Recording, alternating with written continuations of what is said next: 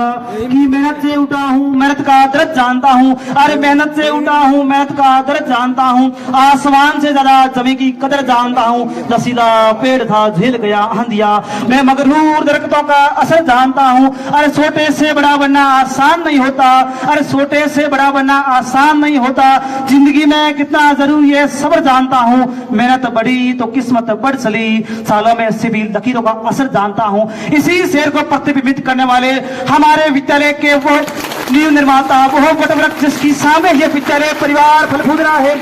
ऐसे कृतज्ञता अद्भुत और जीवन सौंदर्य के पहाड़ की मानव महान शख्सियत, मानव महान शिल्पकार बेदोर थार की असंख्य प्रतिभाओं को तराशने वाले मेरे स्थान के गुरुदेव पूराराम जी चौधरी साहब, निदेशक श्री सरस्वती बाल वीणा भारती सूर सागर, आप सबके ध्वनियों के साथ गुरुदेव का मान और सम्मान करावे। श्रीमान पूराराम जी चौधरी साहब। सम्मानित मंच, श्रद्धेय शिक्षाविद बाबर सिंह जी साहब, किशनदान जी साहब, समाज सेवा के पुरोधा जसवंत सिंह जी इंदर साहब और इन विद्यार्थियों को दिशा देने वाले भाई भीरमाराम जी और उनकी पूरी टीम, विदाई लेने वाले और विदाई देने वाले सभी विद्यार्थियों को हार्दिक शुभकामनाएं, सभी का अभिनंदन, स्वागत। मुझे आदेश हुआ मैं विद्यार्थियों को संबोधित करूं, लेकिन जो विद्यार्थियों को बातें कहनी थी वो सब कुछ कह दी गई है। मेरे पास कुछ बचा तो नहीं है। भाई जसवंत सिंह जी ने आपको जो मार्गदर्शन दिया, जीवन के कदम कदम पर काम आने वाली चीजें। बाबा सिंह जी ने फरमाया जीवन का अनुशासन कितना महत्वपूर्ण है। भाई किशनदान जी ने आप लोगों को समझाया जीवन में जिंदादिली कितनी आवश्यक है। विदाई लेने वाले विद्यार्थियों को मैं काफी समय से देख रहा हूं, माला को कभी ऊपर नीचे कर रहे, टटोल रहे हैं, भार महसूस हो रहा है। बस यहीं से जीवन का भार उठाना सीख लो। ये विदाई नहीं है, आपको एहसास करवाया जा रहा है अब आगे की जिंदगी बहुत ही बनेगी। ये बचपना यहीं तक था। इस विद्यालय की सीढ़ियों से उतरने के बाद ये बचपना किशोरवय में बदलता जा रहा है। आप महाविद्यालयों विश्वविद्यालय की शोभा बनेंगे और जिम्मेदारियों का बोझ बड़े शांत प्ररूप में आपके समक्ष होगा। आपको फूलों का हार पहनाया, आप बड़े खुश मिजाज स्वरूप में विराजमान हुए, लेकिन यही पुष्पहार आपके गले का बोझ बन रहे हैं। तो आगे की जिम्मेदारियां इतनी ही शालीनता से आपको सौंपी जाएगी, लेकिन आगे चलकर वो जिम्मेदारियां बोझिल बनती जाएगी और आप एहसास करेंगे कि इतना बोझ कब और कैसे मुझ पर आ गया। जहां तक विद्यार्थियों में संस्कारों की बात आती है, नशावृत्ति से दूर रहने की बात आती है, सोशल मीडिया से दूर रहने की बात आती है। प्यारे विद्यार्थियों, संकल्पबद्ध रहकर आगे बढ़ना है। जो यहां आपको कमजोरियां आपके साथियों ने, सहपाठियों ने बताई, अपनी आपके गुरुजनों ने, हमारे मार्गदर्शकों ने हमें बताई, उन पर थोड़ा सा गौर करना। सोशल मीडिया में ज्ञान है, अगर ज्ञान ग्रहण करें तो, लेकिन अभी हमारी समझ इतनी विकसित नहीं हुई कि हम ज्ञान की ओर मुखातिब हो, ज्ञान की ओर बढ़े। अश्लीलता को स्वीकार करेंगे और यहीं से जीवन का पतन प्रारंभ हो जाएगा। सोशल मीडिया की अश्लीलता से अपने को दूर रखें। नशे की बात आती है, मुझे मेरे गुरुजनों ने सिखाया था, नशा नाश की निशानी, बर्बादी का घर और पतन का प्रतीक है।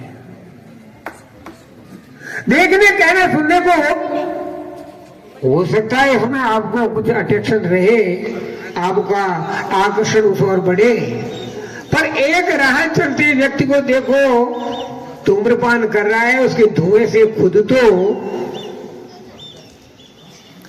अपना जीवन बर्बाद कर ही रहा है, लेकिन सामने मिलने वाले राहगीरों को भी परेशान कर रहा है। और अल्कोहल की बात जीवन की बर्बादी का बहुत अनोखा रूप है। मैं मेरे बचपन की एक बात आपको अर्ज कर दूं। मेरे साथ मेरे एक सहपाठी पढ़ता था, मेरे ही गांव का था, बड़ा नटखट, लक्ष्मण से भी 2 कदम आगे।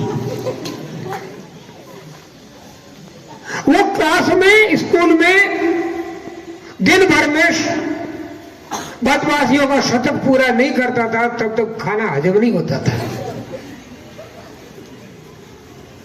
8वीं तक साथ रहे, फिर 10वीं किया, 12वीं किया, गांव में छोटी मोटी नौकरी स्वीकार की, और उसका एक शौक था लोगों के बीच में बैठना, सुर्खियों में रहना। सुर्खियों में रहने के लिए उसने धीरे धीरे अफीम का सेवन शुरू कर दिया। 1-2 साल में वो गजब का अफीमची बन गया, और एक समय ऐसा आया वो अफीम उसके लिए जानलेवा साबित हुआ, और आज से 3 साल पहले वो दुनिया से रुखसत हो गया। जब मैंने सुना उसके बारे में तो मुझे भी अफसोस हुआ, लेकिन वो नादानी है बचपन की, जिसने अपने बचपन को गर्त में ढकेलना शुरू कर दिया नशे के माध्यम से। प्यारे विद्यार्थियों,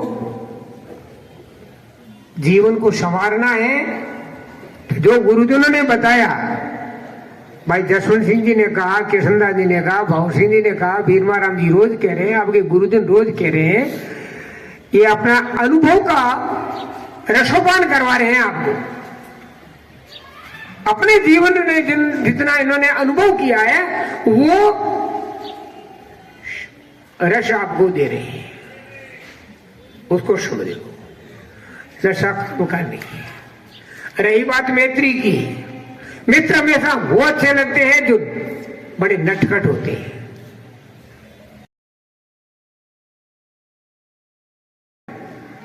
और चुपके चुपके गुरुजनों के सामने अपनी वाणी को मुखर करने का प्रयास करने वाले वो दोस्त बहुत अच्छे लगते हैं। अच्छे लगने का कारण ये होता है कि देखो गुरुजनों तक को ये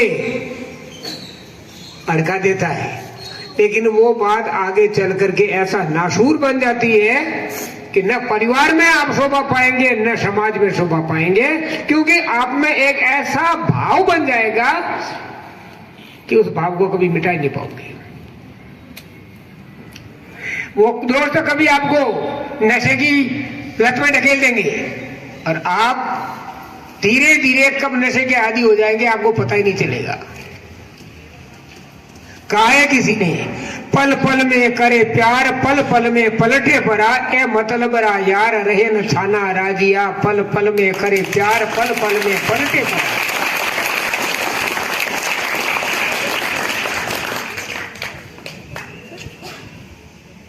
मुख ऊपर मिठी आस घटमाई खोटा घड़े, एड़ा सो इखलास राखी जे नहीं राजिया। मुंह पर मीठी वाणी है लेकिन अंतर मन में कड़वे भाव है, आपको गिराने का प्रयास है। ऐसे मित्रों से दूर रहना। मिले चकाचक चूरमो साथी आवे सोए। जब आपके पास जेब में पैसे होंगे, सैकड़ों दोस्त होंगे, चढ़ा चाबता देखने छिड़ छूमंतर होए, और आपको आर्थिक तंगी में देखेंगे किनारा कर लेंगे आपसे। वो दोस्ती आपसे नहीं है, आपके पैसों से दोस्ती है। आपकी भावनाओं से खेलना उनका काम है, आपसे खेलना नहीं है। एक राजा अपने पद पर अधिष्ठित अपने मंत्री से एक दिन पूछते हैं, मंत्री जी आप वयोवृद्ध हैं, आप बताइए भगवान क्या कर सकता है। मंत्री जी उलझन में पड़ गए, भगवान क्या कर सकता है, मैं क्या बताऊं राजा को। राजा तो मेरे से ज्यादा ज्ञानी है, मैं तो इनका मंत्री हूं। फिर भी धैर्य से कहा कल बताऊंगा। राजा ने मान ली, ठीक है कल बता देना। घर पहुंचे, थोड़ा उदास मना थे। लाडले सुपुत्र ने पूछा, पिताजी आज आप उदास दिख रहे हैं? कि नहीं बेटा उदास नहीं हो। नहीं पिताजी, चेहरा कह रहा है, आपका चेहरा कभी उतरा हुआ नहीं होता है। तो पिता ने अपने पुत्र को बात बता दी कि ऐसा ऐसा राजा ने कहा, मेरे लिए एक समस्या है। बेटे ने कहा चिंता नहीं करो, इसका समाधान मैं बता दूंगा। दूसरे दिन राज दरबार सजता है। मंत्री जी अपने सुपुत्र को साथ में लेकर राज दरबार में उपस्थित हो जाते हैं। राजा को तो बस वही पूछना था। जही मंत्री जी पहुंचे, पूछा बोलो मंत्री जी, कल के प्रश्न का जवाब लाए कि महाराज श्री मैं क्या जवाब दूं, इस बात का जवाब तो मेरा ये लाडला दे देगा। अच्छा इतना होनहार है, बहुत अच्छी बात है, भेजो आगे। बेटे को आगे भेज दिया। राजा ने वही प्रश्न पूछा, बोलो भाई ईश्वर क्या कर सकता है? तो बेटे ने कहा, महाराज श्री मैं आपका मेहमान बनकर पहली बार आपके दरबार में हाजिर हुआ हूं, ऐसे प्रश्न नहीं पूछते हैं। पहले महाराज श्री मैं ऐसे उत्तर नहीं दूंगा, आप मेरे आसन पे आ जाओ, मुझे आपके आसन पे बिठाओ, फिर मैं आपको उत्तर दूंगा। अब राजा को चुप थे, राजा ने स्थान चेंज कर दिया, अपना आसन उस लड़के को दे दिया और आप लड़के के आसन पे बैठ गए। फिर मुझे आप बताओ ईश्वर क्या कर सकता है? उस बालक ने कहा, अभी तक नहीं समझे, ईश्वर क्या कर सकता है अभी तक आप नहीं समझे। आपके आसन पर मैं बैठा हूं, इस समय राजा मैं हूं और आप, ये ईश्वर। इसलिए ईश्वर में श्रद्धा रखनी है। अभी महाकुंभ हुआ, करोड़ों लोग गए और कई ऐसे सज्जन भी है जो कुंभ का उपहास भी करते हैं। क्या है उपहास? अभी बाबा ने फरमाया कि नदियों का जल जब प्रवाह में शिथिल हो जाता है, तब संत महापुरुष स्नान करते हैं, तब उनमें नई सृजना आती है, नई चेतना आती है, नया प्रवाह मिलता है, शक्ति मिलती है। फिर इन्होंने बात चेंज कर दी, हम यहाँ आकर के सीखते हैं। बवर्षा आप यहाँ आकर के नहीं सीखते, आप सिखा के जाते हैं। इस नदी प्रवाह में आप अपनी ऊर्जा भरते हैं। बात यह है, ये ऊर्जावान आपके आगमन से उठते हैं, ये आपके आगमन का प्रभाव है। इनमें जो संस्कार रम रहे हैं वो आपके द्वारा दिए हुए संस्कार रम रहे हैं। ये ऊर्जावान आपकी वजह से हो रहे हैं, आप जैसे शिक्षाविदों की वजह से हो रहे हैं। मैंने पहली बार शिक्षक पद स्वीकार किया था प्राइवेट स्कूल में, 75 रुपये महीना, बहुत बड़ी तनख्वाह होती थी 75 रुपये। ये सन 1982 की बात है। और यहाँ सूरसागर थाना बागर में मेरी स्कूल चलती थी। मैंने मेरे एक साथी धर्माराम जी को दे दी और सूरसागर चला गया। खेमदास जी ने कहा, पुराराम जी ऐसे तो नहीं होगा, चांदना बागर में आपकी स्कूल चाहिए, बाकी हमें कुछ नहीं चाहिए। और मुझे इस मोड़ तक पहुंचाने में खेमदास जी की भूमिका बहुत अनोखी रही है। मुझे जो प्रसिद्धि मिली है वो खेमदास जी के माध्यम से मिली है। आज वो उपस्थित नहीं है, लेकिन सच्चाई है वो ये है। मुझे लोगों में चर्चित करने का श्रेय उन्हीं को जाता है। मुझे कौन जानता था? मैं ग्रामीण क्षेत्र से आया, मुझे कौन पहचानता था? फिर मैंने ये स्कूल स्थापित की और 2, 3, 4, 5 साल चलाई। और बीरमाराम जी ने कहा, अभी आपसे तो संभलती नहीं है, मैं संभालूंगा। मेरे से बोझ हट गया, मैं बोझ मुक्त हो गया। आज बीरमाराम जी संभाल रहे हैं। समय समय पर जब याद करते मैं हाजिर हूं, आपसे अलग नहीं, आपसे दूर नहीं। मुझे एक छोटे से विद्यार्थी ने शिक्षक बनाया। जब भी मैं क्लास में जाता था, उसका एक ही संबोधन होता था, गुरुजी आप बहुत अच्छा पढ़ाते हैं, आप बहुत अच्छा पढ़ाते हैं। बस हौसला बढ़ाया। शहजाद हुसैन नाम का एक विद्यार्थी था जो आज इस दुनिया में नहीं है, सड़क हादसे का शिकार हो गया, लेकिन उसका भाव कुछ और था। इंजीनियरिंग करते समय वो सड़क हादसे का शिकार हो गया। प्यारे विद्यार्थियों, आज विदाई का सुहाना समय आपके लिए। और विदाई इसलिए कि आगे जीवन पथ पर चलकर जीवन का कुछ नया प्ररूप दे। इतने गजब के अनुशासन में रहे कि आप जिस राह से चले उस राह के पेड़ पौधे आपके एहसास से एक नयापन लेकर जगत के सामने रहे। आपके चरणों के प्रभाव से आपकी राहों की रेत भी प्रफुल्लित हो। ऐसा आदर्श जीवन जीने का संकल्प लेकर कदम आगे बढ़ाना, और बोझ ऐसे ही जीवन का अपने ऊपर आएगा जैसे फूलों का हार आपके गले में है, घंटा भर से लिए बैठे हैं, धागे को इधर उधर कर रहे हैं, बोझ हो रहा है। बस ऐसे ही जिम्मेदारियों का बोझ आएगा, याद रखना। ये रामेश्वर जी भी यही पढ़ करके आज आपके सामने उद्बोधन दे रहे हैं। ये विदेश से पढ़ करके नहीं आए, इसी प्रांगण में पढ़े हैं। और मुझे सहारा मेरे कर्म पथ पर चलते रहने के लिए बीरम जी से भी मिला, भंवर सिंह जी से मिला, कृष्णदास जी से मिला और जसवंत सिंह जी से मिला, अभी भी मिल रहा है। पल पल पर मुझे इनका सहारा मिल रहा है। आज विज्ञान के क्षेत्र में जितने विद्यार्थी आगे बढ़े हैं, श्रेय भंवर सिंह जी, कृष्णदास जी को जाता है। और प्रशासनिक सेवाओं में जितने विद्यार्थी गए हैं या जा रहे हैं, बीजारोपण भंवर सिंह जी द्वारा हुआ है। ये फरमा रहे थे कि हमने शिक्षण कार्य यहां से शुरू किया। थोड़ा सा गलत कह रहे हैं। ये कहें कि प्रतिभाओं को एक अनोखे रूप में बीजारोपित करने का काम इन्हीं के कर कमलों से हुआ है। मैं तो बस शोभा का पात्र मात्र हूं, और मैं क्या हूं। इन्होंने ही सीधा अपनी मेहनत से, अपने परिश्रम से उन विद्यार्थियों को, भले रावतराम हो या और कोई भी। और मैं आपको यह भी अवगत करवा दूं, इस बार के आरएसएस एग्जाम में इस विद्यालय के पूर्व विद्यार्थियों में से 25 से अधिक विद्यार्थी प्री एग्जाम में पास हुए। जो सूचना मेरे तक है, प्री में 25 से अधिक विद्यार्थी इस विद्यालय के आरएसएस एग्जाम में पास हुए। ये विद्यार्थी बैठे हैं, धीरे धीरे चेहरा मायूस कर रहे हैं, थक रहे हैं। थकान जीवन में आनी नहीं चाहिए।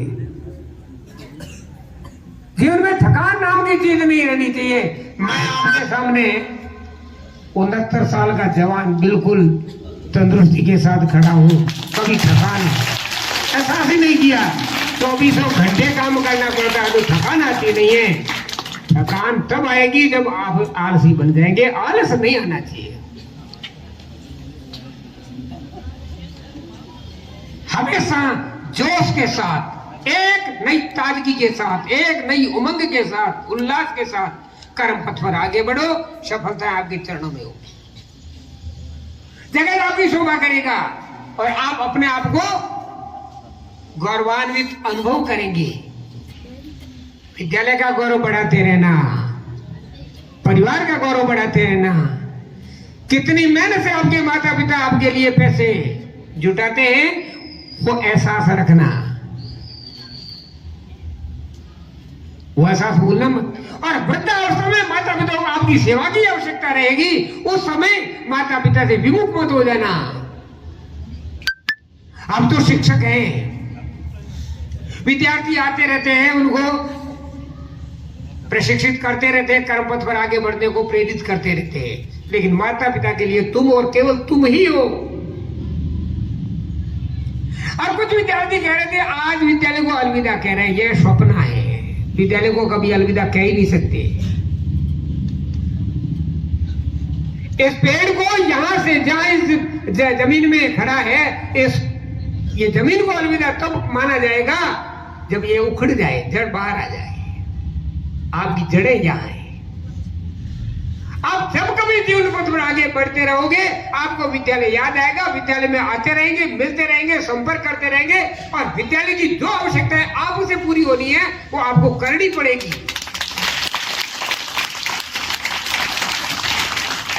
विदा और अलविदा अलग शब्द है, अर्थ समझना। इन्हीं शब्दों के साथ मैं मेरा स्थान ग्रहण करूंगा। एक बार सभी विद्यार्थी भारत माता की जय बोलेंगे पूरे शबाब से, पूरे बुलंद इरादे से।